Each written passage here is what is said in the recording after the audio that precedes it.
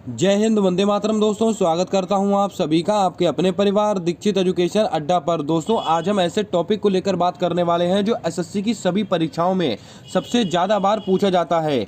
आप भविष्य में एसएससी का कोई सा भी एग्जाम देने वाले हों, हर शिफ्ट में आपको 1 से 2 नंबर यहां से मिलने वाले हैं। आज का टॉपिक होने वाला है महत्वपूर्ण पंचवर्षीय योजनाएं, one of the most important topic of SSC exams. दोस्तों, बात करेंगे हम पहली पंचवर्षीय योजना को लेकर। तो पहली पंचवर्षीय योजना दोस्तों कब से कब तक चली थी, तो आपको याद रखना है 1951 से 1956 के बीच में चली थी पहली वाली पंचवर्षीय योजना। और ये सवाल परीक्षाओं में कई बार पूछा गया है। और इसका उद्देश्य क्या था? अर्थव्यवस्था के संतुलित विकास की प्रक्रिया आरंभ करना इसका उद्देश्य था। लेकिन इससे ज्यादा सवाल पूछा जाता है इन 2 पॉइंटों से, इनको आप याद रखेंगे। यह योजना कौन से मॉडल पर आधारित थी, तो आपको कहना है पहली पंचवर्षीय योजना हैरट डोमर मॉडल। कौन से? हैरट डोमर मॉडल पर आधारित थी। और एक क्वेश्चन यहां से ऐसे पूछा जाता है कि किस पंचवर्षीय योजना में कृषि को उच्च प्राथमिकता दी गई थी, तो आपको याद रखना है पहली पंचवर्षीय योजना में कृषि को उच्च प्राथमिकता दी गई थी, जो कि आपका बिल्कुल सही जवाब होगा। आइए चलते हैं अगली पंचवर्षीय योजना की तरफ। अब दोस्तों, हमारी अगली पंचवर्षीय योजना है दूसरी वाली। दूसरी पंचवर्षीय योजना कब से कब तक चली थी, तो आपको याद रखना है 1956 से 1961 के बीच में चली थी दूसरी वाली पंचवर्षीय योजना। और दोस्तों, ये कौन से मॉडल पर आधारित थी, तो आपको ये याद रखना है PC Mahalanobis model. One of the most important question है, याद रखिएगा, यहीं से सवाल आपसे पूछे जाएंगे, एक भी पॉइंट मिस मत कीजिएगा। दूसरी पंचवर्षीय योजना कब से कब तक चली थी? 1956 से 1961। और कौन से मॉडल पर आधारित है? PC Mahalanobis model. अब दोस्तों, यहां से सवाल क्या पूछा जाता है कि किस पंचवर्षीय योजना में भारी उद्योगों को उच्च प्राथमिकता दी गई थी, तो आपको आंसर लगाना है दूसरी पंचवर्षीय योजना। आपको याद होगा पहली पंचवर्षीय योजना में कृषि को उच्च प्राथमिकता दी गई थी, और जो दूसरी वाली पंचवर्षीय योजना थी इसके अंदर जो भारी उद्योग हैं उनको 200 उच्च प्राथमिकता दी गई थी। और इसका उद्देश्य क्या था? समाजवादी समाज की स्थापना करना। तो आपसे क्वेश्चन ऐसे पूछेगा कि किस पंचवर्षीय योजना का उद्देश्य समाजवादी समाज की स्थापना करना था, तो आप आंसर लगाएंगे दूसरी पंचवर्षीय योजना। उम्मीद करता हूं आपको याद हो गया होगा। चलिए बढ़ते हैं अगली पंचवर्षीय योजना की तरफ। अब दोस्तों, हमारी अगली पंचवर्षीय योजना है तीसरी वाली पंचवर्षीय योजना। ये बहुत महत्वपूर्ण है, परीक्षा में सबसे ज्यादा बार पूछा जाता है सवाल। और ये योजना कब से कब तक चली थी? 1961 से 1966 के बीच में चली थी तीसरी पंचवर्षीय योजना। और दोस्तों, यह योजना कौन से मॉडल पर आधारित थी, तो आप बोलेंगे जॉन सैंडी और सुखमय चक्रवर्ती मॉडल। मोस्ट इंपॉर्टेंट क्वेश्चन है। तीसरी वाली पंचवर्षीय योजना 1961 से 1966 जॉन सैंडी और सुखमय चक्रवर्ती मॉडल पर आधारित थी। और इसका प्रमुख उद्देश्य क्या था? अर्थव्यवस्था को आत्मनिर्भर बनाना तथा स्फूर्ति अर्थव्यवस्था में पहुंचाना, ये इसका उद्देश्य था, याद रखिएगा। अगला फैक्ट, ये दोस्तों तीसरा चौथा फैक्ट बहुत महत्वपूर्ण है, इसको आप देखिएगा। आपसे पूछेगा कि किस पंचवर्षीय योजना के अंतर्गत कृषि और उद्योग दोनों को उच्च प्राथमिकता दी गई थी, तो आप बोलेंगे तीसरी पंचवर्षीय योजना। इसको भी आप याद रखिएगा। चलिए बढ़ते हैं अगली पंचवर्षीय योजना की तरफ। अब दोस्तों, हमारी अगली पंचवर्षीय योजना है चौथी पंचवर्षीय योजना। One of the most important है, इसको भी देख लेते हैं। चौथी पंचवर्षीय योजना से आपको क्या क्या चीजें याद रखनी है, तो ये योजना कब से कब तक चली थी? 1969 से 1974।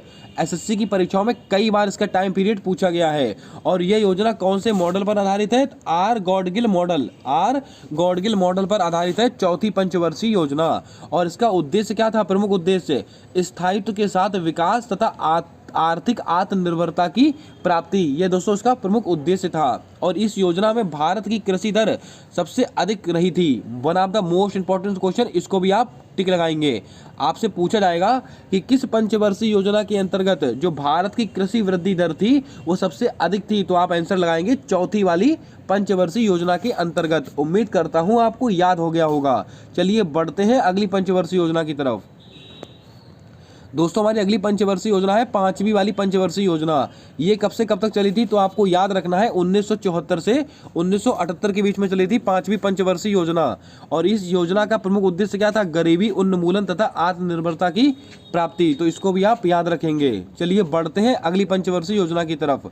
अब दोस्तों, छठी पंचवर्षीय योजना, यहां से भी सवाल कई बार परीक्षाओं में पूछा जाता है। आई थिंक आपको साफ साफ दिखाई दे रहा होगा। छठी पंचवर्षीय योजना कब से कब तक चली थी, तो आपको याद रखना है 1980 से 1985 के बीच में चली थी छठी पंचवर्षीय योजना। और इसका प्रमुख उद्देश्य क्या था, गरीबी उन्मूलन और रोजगार में वृद्धि। तो आपसे क्वेश्चन कई बार पूछा गया है कि किस पंचवर्षीय योजना के अंतर्गत रोजगार में वृद्धि दर्ज की गई थी, तो आप आंसर लगाएंगे छठी पंचवर्षीय योजना। और यहाँ से दोस्तों एक क्वेश्चन और पूछा जाता है कि किस पंचवर्षीय योजना के अंतर्गत आर्थिक जनगणना प्रारंभ हुई थी, तो आप आंसर लगाएंगे छठी पंचवर्षीय योजना। इस सवाल को आप कहीं नोट कर लीजिएगा, जो आर्थिक जनगणना है वो दोस्तों छठी पंचवर्षीय योजना में शुरू हुई थी। एसएससी की परीक्षाओं में सबसे ज्यादा बार पूछा गया सवाल है। चलिए बढ़ते हैं अगले क्वेश्चन की ओर, यानी कि अगले फैक्ट की ओर। दोस्तों सातवीं पंचवर्षीय योजना, इसके अंतर्गत आपको याद रखना है 1985 से 1990 के बीच में चली थी सातवीं वाली पंचवर्षीय योजना। और दोस्तों इसका प्रमुख उद्देश्य क्या था, समग्र रूप से उत्पादकता को बढ़ाना तथा रोजगार के अधिक अवसर जुटाना। इसको भी आप थोड़ा याद रखिएगा, ये सवाल भी परीक्षाओं में कई बार पूछा गया है। चलिए बढ़ते हैं अगली पंचवर्षीय योजना की तरफ। अब दोस्तों सातवीं पंचवर्षीय योजना के कुछ प्रमुख बिंदु हैं जो आपको याद रखने हैं, यहाँ से भी परीक्षा में सवाल कई बार पूछा गया है। तो आपसे पूछा गया जवाहर रोजगार योजना ये कब शुरू हुई थी, ये 1989 ईस्वी में शुरू हुई थी। तो आपसे पूछ लेगा जवाहर रोजगार योजना किस पंचवर्षीय योजना के अंतर्गत शुरू हुई थी, तो आप बोलेंगे सातवीं पंचवर्षीय योजना। ऑपरेशन ब्लैक बोर्ड, इसकी शुरुआत कब हुई थी, 1987 में हुई थी और ये सातवीं पंचवर्षीय योजना के अंतर्गत ही हुई थी। राष्ट्रीय साक्षरता मिशन की शुरुआत कब हुई थी, 1988 में हुई थी और सातवीं पंचवर्षीय योजना के अंतर्गत हुई थी। और सेबी की स्थापना कब हुई है, 12 अप्रैल 1988 को सेबी की स्थापना हुई है। तो आपसे परीक्षा में सवाल पूछेगा सेबी की स्थापना किस पंचवर्षीय योजना के दौरान हुई थी, तो आप आंसर लगाएंगे सातवीं पंचवर्षीय योजना। ये सारे पॉइंट सातवीं पंचवर्षीय योजना से संबंध रखते हैं।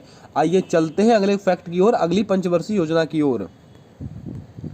दोस्तों हमारी अगली पंचवर्षीय योजना है आठवीं पंचवर्षीय योजना। तो इसके अंतर्गत आपको याद रखना है ये योजना 1992 से 1997 के बीच में चली थी और इसका प्रमुख उद्देश्य क्या था, मानव संसाधन का विकास करना, अति महत्वपूर्ण। और राष्ट्रीय महिला कोष की स्थापना कब हुई थी, मार्च 1993 ईस्वी में हुई थी राष्ट्रीय महिला कोष की स्थापना। और दोस्तों कौन सी पंचवर्षीय योजना के अंतर्गत हुई थी, तो आपको याद रखना है आठवीं पंचवर्षीय योजना।